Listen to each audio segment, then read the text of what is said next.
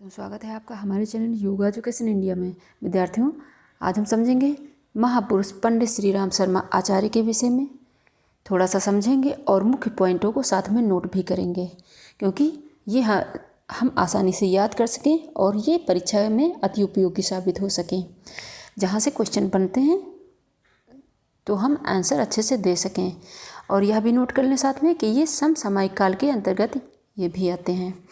यह भी क्वेश्चन बन सकता है। सबसे पहले आप जन्म नोट करें, 20 सितंबर 1911। 20 सितंबर 1911 जन्म। स्थान कौन सा था? गांव आवलखेड़ा, आगरा, उत्तर प्रदेश, भारत। जैसा कि आप सभी जानते हैं, आगरा जो है उत्तर प्रदेश में है और गांव है आवलखेड़ा, जहाँ पर श्री राम शर्मा आचार्य जी का जन्म हुआ था। और मृत्यु अर्थात ब्रह्मलीन में कब हुए थे? 2 जून 1990 हरिद्वार में, जो कि भारत में ही है। यानी 20 सितंबर 1911 को जन्म, मृत्यु 2 जून 1990। इस तरह आप नोट करें। और इनके गुरु का नाम इस वक्त नोट कर लें, याद करने में आसानी रहेगी। गुरु सर्वेश्वरानंद जी। गुरु का नाम था सर्वेश्वरानंद जी। और अन्य नाम इनका नोट कर ले, कहीं ले सामने आपके आए ताकि आप समझ सकें। श्री राम मत, गुरुदेव, वेद मूर्ति, योग ऋषि, गुरु जी। यानी मेन तो ये है पंडित श्री राम शर्मा आचार्य इनका नाम है, लेकिन और भी नाम रखे गए हैं, और भी नामों से सभी जानते हैं। तो श्री राम मत, गुरुदेव, वेद मूर्ति, युग ऋषि, गुरु जी, ये आप नोट कर लें। और प्रसिद्धीकरण के यानी प्रसिद्धि किस प्रकार से बहुत ज़्यादा प्रसिद्ध कैसे हुए? अखिल विश्व गायत्री परिवार के संस्थापक और संरक्षक,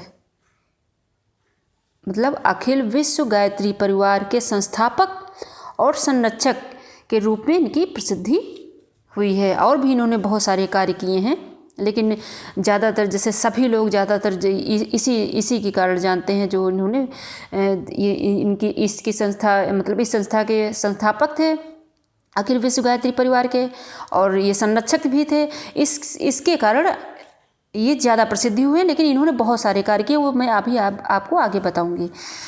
और मुख्य पॉइंटों को आप नोट भी करना। और उत्तराधिकारी इनके श्रीमती शैलबाला और श्री मृत्युंजय शर्मा, ये इनके उत्तराधिकारी हैं। और माता का नाम नोट कर लें, दान कुंवर देवी। इनकी माता का नाम दान कुंवर देवी, पिता पंडित रूप किशोर शर्मा।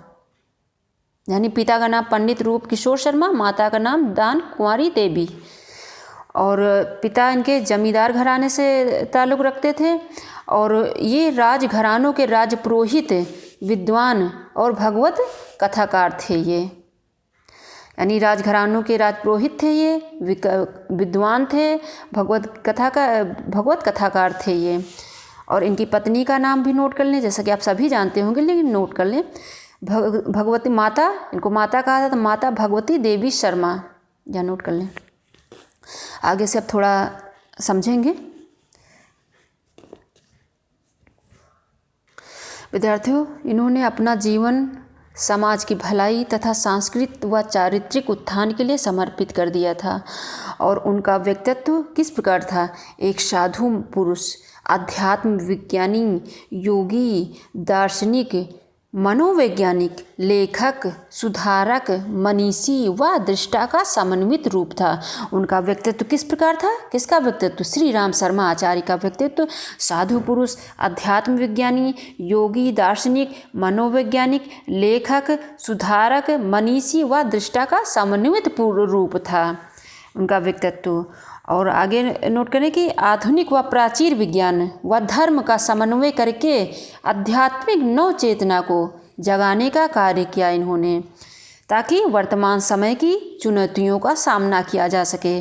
जैसा कि अब आप सभी जानते हैं कि वर्तमान में समय क्या चल रहा है, तो इन्होंने क्या किया था, कितना महान काम किया था कि आधुनिक व प्राचीन विज्ञान व धर्म का समन्वय करके आध्यात्मिक नवचेतना को जगाने का कार्य किया, ताकि वर्तमान समय की चुनौतियों का सामना किया जा सके। आगे इनके विषय में विद्यार्थी समझें कि किशोरावस्था में ही हिमालय प्रस्थान किया इन्होंने। और पकड़े जाने पर बताया, ये भाग गए थे ना, तो पकड़े जाने पर बताया हिमालय ही उनका घर है। क्या बताया? हिमालय ही उनका घर है। जब हिमालय किशोरावस्था में प्रस्थान कर गए थे तो जो है अब भाई जब भाग जाएंगे तो घर के लोग खोजेंगे नहीं, तो जब पकड़े गए तो फिर उन्होंने बताया वो मेरा घर नहीं, ये हिमालय ही मतलब उनका घर है, ये बताया। आगे थोड़ा समझे कि औपचारिक शिक्षा स्वल्प ही पाई थी, इन्होंने औपचारिक शिक्षा स्वल्प ही पाई थी, और क्योंकि ये जन्मजात प्रतिभावान थे, यानी इनके कर्म संस्कार में पहले से ही ज्ञान भारी मात्रा में विद्यमान था, इसीलिए तो ये व्याकुल थे, इसीलिए तो कम एज में वो बाहर निकल लिए थे, इसीलिए तो ये जो है हिमालय की तरफ प्रस्थान कर गए थे। ये 12 वर्ष में ही अध्यात्म की तरफ मूव हो गए थे। आगे समझेंगे अभी। और आगे इन्होंने क्या कहा, मेन कार्यों को उनको समझ लें, चाहे तो नोट भी आप कर सकते हैं साथ में। हाट बाज़ारों में जाकर स्वास्थ्य शिक्षा प्रदान परिपत्र बांटना। हाट बाज़ारों में जाकर स्वास्थ्य शिक्षा प्रदान परिपत्र को बांटना। पशुधन को कैसे सुरक्षित आप रखेंगे इसके विषय में बताना। स्वावलंबी कैसे आप बने इसके विषय में बताना। स्वावलंबी कैसे बने, इसके छोटे छोटे पैम्पलेट लिखने, यानी इसके छोटे छोटे पैम्पलेट्स लिखने, हाथ की प्रेस से छपवाने के लिए उन्हें किसी शिक्षा की आवश्यकता नहीं थी। केवल उनकी चाहत थी कि जनमानस आत्मावलंबी बने। जनमानस क्या रहे? आत्मावलंबी बने। राष्ट्र के प्रति स्वाभिमान उसका जागे। नारी शक्ति व बेरोजगार युवाओं के लिए नारी शक्ति व बेरोजगार युवाओं के लिए गांव में ही बुनता घर स्थापित किया, जिससे कपड़े वगैरह सब तैयार कर सकें और कुछ रोजगार भी उन लोगों को मिल सके। और अपने पैरों पर कैसे खड़ा हुआ जाए यह उन्होंने सिखाया। कितने महान कार्य किए थे उन्होंने। आगे समझें कि 15 वर्ष की आयु में महामना पंडित मदन मोहन मालवीय जी ने काशी में गायत्री मंत्र की दीक्षा इनको दी थी, और गुरु सत्ता का आगमन तब हुआ था। कब दिया था? 15 वर्ष की आयु में, जबकि ये अध्यात्म की तरफ तो 12 वर्ष से ही मूव हो गए थे। ये बचपन से ही थे जो है, क्योंकि कर्म संस्कार में था ना, इसलिए ऐसा कारण था। पूर्व जन्मों के इनके संस्कार थे, उनमें विद्यमान थे। तो 15 वर्ष की आयु में महामना पंडित मदन मोहन मालवीय जी ने काशी में गायत्री मंत्र की दीक्षा दी इनको, और गुरु सत्ता का आगमन हुआ। और भारतीय स्वतंत्रता आंदोलन में सहभागिता। अब इनकी स्वतंत्रता की तरफ इन्होंने क्या काम किया, थोड़ा थोड़ा पॉइंटों में आप समझ लें। वैसे तो बहुत सारा काम किया है इन्होंने। अगर आप इनके विषय में पढ़ेंगे समझेंगे तो खुद समझ सकेंगे कितना ज़्यादा इन्होंने कार्य किया था। भारतीय स्वतंत्रता के आंदोलन में सहभागिता 1927 में, 1927 से 1933 तक का समय एक सक्रिय स्वयं सेवक स्वतंत्रता सेनानी के रूप में इनका बीता, और इसी के दौरान कई बार ये जेल भी गए थे। और आसनसोल में जेल में पंडित जवाहरलाल नेहरू की माता श्रीमती स्वरूप रानी नेहरू, श्री रफ़ी अहमद किदवई, महामना मदन मोहन मालवीय जी, देवदास गांधी के साथ ये रहे थे आसनसोल जेल में। और 1935 में जीवन का नया दौर विद्यार्थियों, श्री अरविंद से मिलने ये पांडिचेरी गए, और रविन्द्रनाथ से यानी श्री रविन्द्रनाथ टैगोर से मिलने शांति निकेतन गए। बापू से मिलने साबरमती आश्रम उनके गए, कहाँ पर? अहमदाबाद गए। और सांस्कृतिक आध्यात्मिक मंचों पर राष्ट्र को कैसे परतंत्रता के बेड़ियों से मुक्त किया जाए, यानी कि उनके अंदर राष्ट्र प्रेम कूट कूट कर भरा हुआ था। और किससे मिलने गए थे? श्री अरविंद के विषय में मैंने पहले ही वीडियो बना रखा है, आप अगर नहीं जानते हैं तो समझ सकते हैं। श्री अरविंद से मिलने पांडिचेरी गए, क्योंकि ये भी तो आंदोलन में थे श्री अरविंद जी भी। रविन्द्रनाथ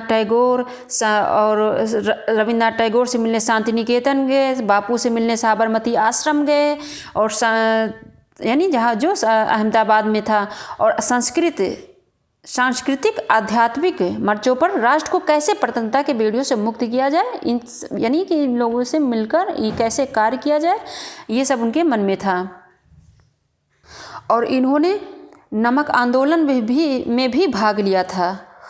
और ये इतने ज़्यादा जो है राष्ट्र प्रेमी थे कि इन्होंने अपने, एक बार की घटना है कि जो है अपने मुख में झंडा इतनी कस के दबा लिए थे दांतों के बीच में कि जो है जबकि लाठियाँ चार्ज हो रही थी फिर भी इन्होंने अपने झंडे मुख से नहीं छोड़े, और जो ये बेहोश भी हो गए फिर भी मुख से झंडा नहीं छूटा। जाके वहाँ हॉस्पिटल में डॉक्टर वगैरह ने उन्होंने उस झंडे को निकाला, और तब इनकी जो है महान शक्ति का जो डॉक्टरों को जो है इनकी डॉक्टरों के सामने इनकी महान शक्ति का परिचय हुआ। मतलब उन्होंने सोचा देखो, मतलब बेहोशी की हालत में भी जो है इतनी ज़्यादा इनमें आत्मविश्वास है, एक प्रकार से ऐसा आप कह सकते हैं। अब चलिए आगे नोट करें, ये तो मैंने आपको समझा दिया। और पत्रकारिता के क्षेत्र में प्रवेश, ये आप क्वेश्चन बन सकता है कि पत्रकारिता के क्षेत्र में प्रवेश। अखंड ज्योति, जैसा कि आप सभी जानते होंगे, नामक पत्रिका का पहला अंक कब प्रकाशित हुआ था? 1938 में। कहीं कहीं विद्यार्थियों मुझे 1937 में भी लिखा मिला है। और इस जो है 1938 की बसंत पंचमी पर प्रकाशित किया पहला जो अखंड ज्योति पत्रिका है, जो आप सभी के सामने होगी, अभी भी चल रही, लगातार कंटिन्यू चल रही है। श्री शर्मा आचार्य के ब्रह्मलीन होने के बावजूद भी अभी तक लगातार चल रही है यह अखंड ज्योति नामक पत्रिका, जो कि वसंत पंचमी पर प्रकाशित किया गया था 1938 में। आगे समझते हैं। आगे समझें कि 10 लाख से भी अधिक संख्या में विभिन्न भाषाओं में छपती हुआ करोड़ से अधिक व्यक्तियों द्वारा यह पत्रिका विद्यार्थियों पढ़ी जाती है। और इनकी मुख्य रचनाएं आप नोट कर लें। रचनाएं पूछी जा सकती हैं, पत्रिका का डेट पूछा जा सकता है, कौन सी पत्रिका है इसका नाम पूछा जा सकता है। और मुख्य रचनाएं यानी पुस्तकें आप नोट कर लें। अध्यात्म एवं संस्कृति, गायत्री और यज्ञ, व्यक्ति निर्माण, विचार क्रांति, परिवार निर्माण, समाज निर्माण, युग निर्माण, वैज्ञानिक अध्यात्मवाद, बाल निर्माण, वेद पुराण एवं दर्शन, प्रेरणाप्रद कथा गाथाएं, स्वास्थ्य और आयुर्वेद। ये आप सभी ने पढ़ी भी होंगी और पढ़ना भी चाहिए इनकी पुस्तकें। और सस्ती भी, सबसे ज़्यादा सस्ती इन्हीं की पुस्तकें होती हैं, गायत्री परिवार के ही, यानी अध्यात्म एवं संस्कृत, गायत्री एवं यज्ञ, व्यक्ति निर्माण, विचार क्रांति, परिवार निर्माण, समाज निर्माण, युग निर्माण, वैज्ञानिक अध्यात्मवाद, बाल निर्माण, वेद पुराण एवं दर्शन, प्रेरणाप्रद कथा गाथाएं, स्वास्थ्य और आयुर्वेद। और आगे नोट कर लें कि आर्ष वांग यानी समग्र साहित्य को नोट कर लें। भारतीय आधारभूत तत्व, समस्त विश्व को भारत के अजरस अनुदान, गायत्री महाविद्या, यज्ञ का ज्ञान विज्ञान, युग परिवर्तन कब और कैसे, स्वयं में देवत्व का जागरण, समग्र स्वास्थ्य, यज्ञ एक समग्र उपचार प्रक्रिया, ईश्वर कौन है, कहाँ है, कैसा है, निरोग जीवन के महत्वपूर्ण सूत्र। आगे जीवेम शारदा शतम, विवाहोन्माद समस्या और समाधान। आगे और कुछ नोट कर लें। क्रांतिधर्मी साहित्य मुख्य नोट कर लें। शिक्षा ही नहीं विद्या भी, भाव संवेदनाओं की गंगोत्री, संजीवनी विद्या का विस्तार, आदि शक्ति गायत्री के समर्थ साधना, जीवन साधना का स्वर्णिम सूत्र, नवयुग का मत्स्यावतार, 21वीं सदी का गंगा आवरण, महिला जागृत अभियान,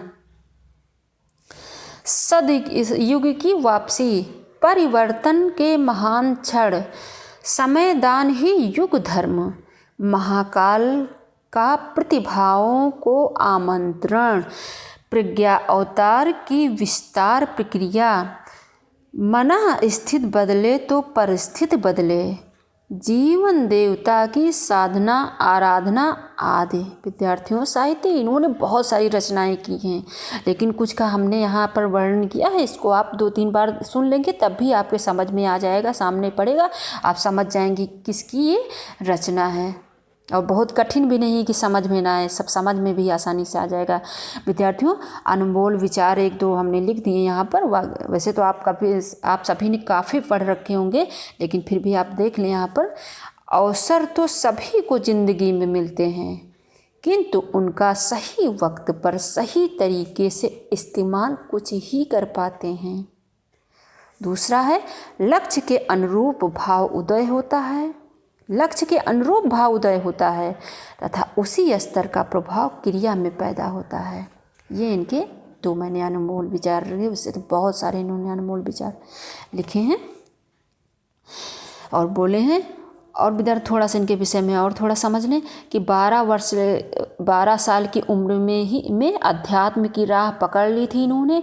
इस छोटी उम्र में बसंत पंचमी पर अपने गुरु स्वामी सर्वेश्वरानंद से प्रभावित होकर, मैंने पहले ही इनके गुरु का नाम नोट करा दिया है आपको, स्वामी सर्वेश्वरानंद से प्रभावित होकर साधना पथ पर अग्रसर हुए। इस तिथि को आध्यात्मिक जन्मदिन माना, जीवन भर वसंत पंचमी को जन्मदिन मनाते रहे। और शांति कुंज की स्थापना, विद्यार्थी नोट कर लें, ये कुछ क्वेश्चन में पूछा जा सकता है, या शांति कुंज की ये पूछा जा सकता है, शांति कुंज की स्थापना कब हुई, कहाँ पर है, या किसने की, इस तरह पूछा जा सकता है छोटे छोटे क्वेश्चन। 1953 में गायत्री तपोभूमि मथुरा में, 1953 में गायत्री तपोभूमि मथुरा में। फिर 1974 से 75 में हरिद्वार में इसकी स्थापना हुई। यानी आप सब दिमाग में होगा कि शांति कुंज की स्थापना हरिद्वार में हुई, लेकिन यहाँ भी देख लें कि 1953 में गायत्री तपोभूमि मथुरा में, गायत्री तपोभूमि मथुरा में स्थापना, फिर 1974-75 में हरिद्वार में इसकी स्थापना हुई।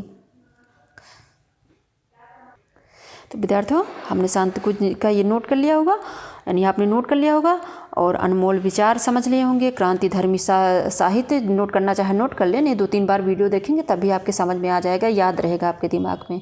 और समग्र साहित्य, क्रांति धर्मी साहित्य, आर्षवंग्य साहित्य और मुख्य रचनाएं यानी पुस्तकें अध्यात्म एवं संस्कृत, गायत्री और यज्ञ, व्यक्ति निर्माण, विचार क्रांति, परिवार निर्माण, समाज निर्माण, युग निर्माण, इन्हीं सब पर तो इन्होंने काफ़ी जोर दिया था, जो कि मैंने पहले ही बता दे रखा है आपको। विद्यार्थियों, एक बार मैं फिर से दोहरा दूँ ताकि आप ये जो क्वेश्चन छोटे छोटे क्वेश्चन आते हैं ये आपके दिमाग में बन जाए कि जन्म 20 सितंबर 1911 और स्थान आवलखेड़ा आगरा। यह क्वेश्चन पे नेट में पूछा गया था, इनका यही पूछा गया था। आगरा उत्तर प्रदेश भारत में। मृत्यु यानी ब्रह्मलीन में कब हुए? 2 जून 1990। 20 सितंबर 1911 में जन्म, मृत्यु 2 जून 1990 हरिद्वार में। ठीक। और इनके अन्य नाम श्री राममत, गुरुदेव, वेदमूर्ति, युग ऋषि, गुरुजी। और इनकी प्रसिद्धि अखिल विश्व गायत्री परिवार के संस्थापक और संरक्षक। उत्तराधिकारी श्रीमती शैलबाला और श्री मृत्युंजय शर्मा। माता दान कुंवर देवी, पिता पंडित रूप शर्मा, पत्नी माता भगवती देवी शर्मा। तो ये तो फैक्ट में आपको याद ही करना होगा। तो आशा करते हैं आपने अच्छे समझ लिया होगा। जहाँ कहीं ना समझ में आए तो कमेंट बॉक्स में शेयर करें, मैं आपको तुरंत समझा दूंगी। और अगर आप हमारे चैनल पर नए हैं तो सबसे पहले मेरे चैनल को सब्सक्राइब करें, बेल आइकन जरूर प्रेस करिएगा ताकि मैं जैसे वीडियो अपलोड करूं आपके पास तुरंत नोटिफिकेशन आपको प्राप्त हो सके। धन्यवाद विद्यार्थियों।